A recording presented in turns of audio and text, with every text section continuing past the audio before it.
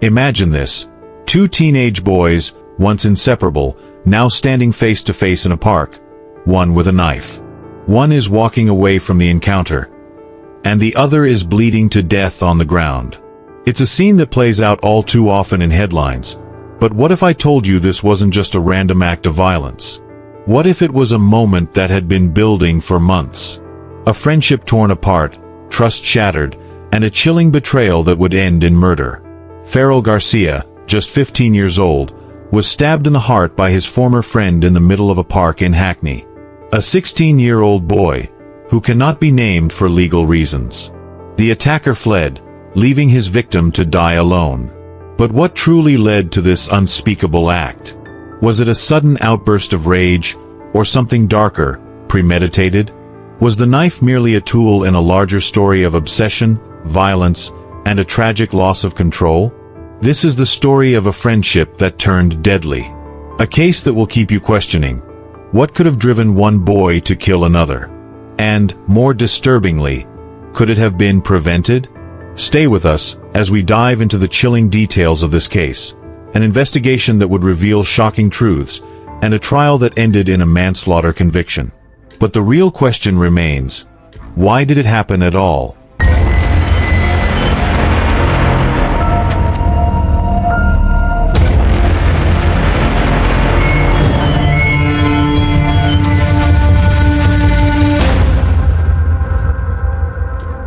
Pharell Garcia was a teenager full of potential, a 15-year-old boy whose life was just beginning. He had friends who described him as full of life, always laughing, always looking toward the future. Pharell had a knack for making people feel comfortable around him, a rare quality for someone so young. But that future, filled with promise and possibility, was ripped away in the blink of an eye. He wasn't just a name in a police report. Pharell was someone who had a family, friends who cared about him, a whole world ahead of him. He had dreams, aspirations, and the kind of energy that made those who knew him think he would go far. But what led him to be standing in that park on July 23, 2024, face to face with someone who had once been a close friend? The answer lies not just in the moment they met in that park, but in everything that came before it. Pharrell's once close bond with the 16-year-old boy who would ultimately stab him was fractured, like so many friendships are during adolescence. And sometimes, when those bonds break, the consequences are irreversible. The defendant, a 16-year-old boy, had once shared everything with Pharell. They'd laughed together, played together, even confided in each other about their lives. But somewhere along the way, something changed. What had started as a friendship, one of trust and shared experiences, turned into something darker, something that would lead to a fatal confrontation in Hackney Park. Their falling out wasn't a dramatic public spectacle. No, it was a quiet, almost imperceptible shift. One boy grew resentful, the other grew frustrated. A small misunderstanding escalated, like a crack in a wall that no one saw until it was too late. And when it did shatter, it did so violently. By the time Pharell and the defendant met that summer afternoon in the park, everything had already been set in motion. There was no turning back. The once inseparable duo had become strangers, each holding their own anger and confusion. But how far could that bitterness really go? Would it really lead to murder? In that moment, Pharell was standing at the crossroads of a violent future he never could have predicted. And his former friend? He was holding a weapon in his hand, one that would seal both of their fates. What happened next is a story of rage, fear, and the devastating consequences of unresolved conflict. The truth of their relationship may have remained buried if not for the events that followed. But those events, chilling in their simplicity, would soon unfold, laying bare the reality of what led to the park that day. This wasn't just a crime of impulse. No, something had been building. Something that would push a teenager to make a decision that would haunt him forever. It was a warm summer afternoon on July 23, 2024, when Pharell Garcia found himself in Stillman Close Park, an ordinary park in Hackney where he should have been safe. But on this day, things would unfold in a way that no one could have imagined. The two former friends, once close, now stood in the park, a place where memories of their shared past lingered like ghosts. Pharell had no reason to think that this would be the moment his life would end. But his former friend, the 16-year-old boy, had other intentions. He approached Pharell with something in his hand, a multi-tool. Not just a tool for everyday use, but a weapon. Pharell, perhaps caught off guard, didn't see it coming. In an instant, the conversation between them turned into an irreversible act of violence. Without warning, the defendant struck. The knife plunged deep into Pharell's chest, a single blow that would seal his fate. He collapsed immediately, gasping for air. For a moment, everything froze. But the defendant didn't stop there. Instead of offering help, or even the slightest attempt at remorse, he did something far worse. He pursued. Pharell, struggling for breath, tried to run, to escape, but his legs failed him. The boy who had once been a friend now turned predator, watching as Pharell's life slipped away. There was no hesitation. No attempt to stop the violence. The defendant chased him as he collapsed, but didn't once offer aid, leaving him to die alone. And just like that, the park, which had once been a place of innocent joy, became a scene of irreparable loss. But the horror didn't end with the attack. The defendant fled the scene, running from the consequences of his actions. He didn't stop to think about the boy lying lifeless in the grass, or the shattered family left behind. Instead, he discarded the weapon, the multi-tool, a few yards away. There it lay, untouched, a chilling reminder of the attack and the coldness that accompanied it. The defendant didn't call for help. He didn't care. He left. He fled without a second glance at the life he had just taken, and as he ran, the evidence of his actions began to pile up. The weapon was left behind, and the bloodstains would tell the story of the tragic events that had unfolded just moments before. What happened that afternoon in Hackney Park wasn't just a chance act of violence. It was a choice, one the defendant had made long before the knife found its mark. Pharell Garcia's death left an entire community in shock, but it also set a complex investigation in motion. The police had one body and a lot of unanswered questions. What had caused this act of violence? And more importantly, who was responsible? Detective Chief Inspector Kelly Allen and her team were tasked with piecing together the fractured details of the crime. They began where every investigation starts, at the scene. But Hackney Park offered no immediate answers. No witnesses. No clear motive. It wasn't until investigators started digging deeper into the lives of Pharell and his attacker that the first significant pieces of evidence began to surface. Among the most telling clues were the CCTV cameras that had captured the moments before Pharell's death. The footage showed both boys in the park, walking together, talking, and in those brief seconds before everything turned violent, it became clear that this wasn't a random encounter. They had exchanged words, the body language between them tense. But what were they really saying? And why did things escalate so quickly?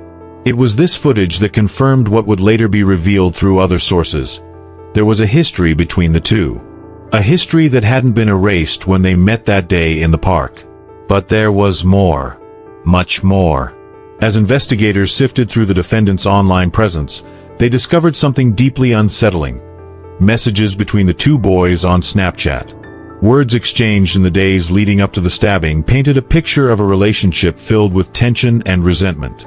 The defendant's growing hostility was unmistakable, as he sent Pharell increasingly aggressive messages, alluding to their fractured friendship and his growing anger. But it wasn't just the messages that caught the attention of investigators. The defendant had also shared disturbing images and videos on his social media, 43 in total, of himself playing with knives. Images of blades glinting in the light, videos of him threateningly waving them around. It wasn't a secret fascination, it was an obsession. And those images were chilling, given the violence that would soon follow. This was not the impulsive action of a scared teenager in a moment of panic. This was calculated. The pieces were beginning to fit together. The defendant had not just planned the attack in some fleeting moment of rage. He had been preparing for it, in subtle ways, for days. But the investigation didn't stop with the evidence. The next revelation would come from an unexpected place, his own mother. In the hours after the stabbing, The defendant did something that would reveal more about his state of mind than anything else. He messaged his mother. But it wasn't just an apology or a plea for help. Instead, he asked for her assistance in helping him flee the country. He was already planning his escape, trying to get to Portugal, far from the consequences of his actions. What does that tell us? A teenager who just killed his former friend was already thinking about how to run from the crime. Was it guilt? Fear of being caught? Or perhaps a desperate attempt to erase what he had done? As the police began to track his movements, the distance between the defendant and the truth grew smaller by the second. It wouldn't be long before the authorities closed in. As the case moved into the courtroom, the tension was palpable. The defendant, now facing the consequences of his actions, continued to maintain that the stabbing was an act of self-defense. He claimed that he had been threatened, pushed to a point where violence was the only option. But as the trial unfolded, the weight of the evidence contradicted his story. The prosecution laid out a clear narrative. The defendant had shown no signs of self-defense. Instead, there was a clear pattern of premeditation. The multi-tool, the weapon used in the attack, had been concealed and approached with intent. There was no immediate danger to the defendant. The footage, the messages, the history of obsession with knives, all of it painted a picture of a young man who had made a choice long before that fatal moment in the park. As the jury deliberated, the tension inside the courtroom was thick.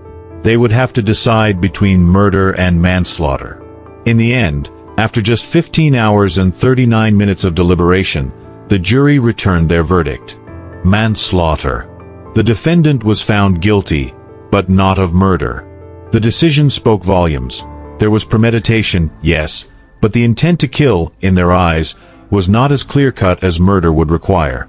In their minds, the defendant had chosen violence, had gone to the park with the intent to harm, but perhaps not to end a life.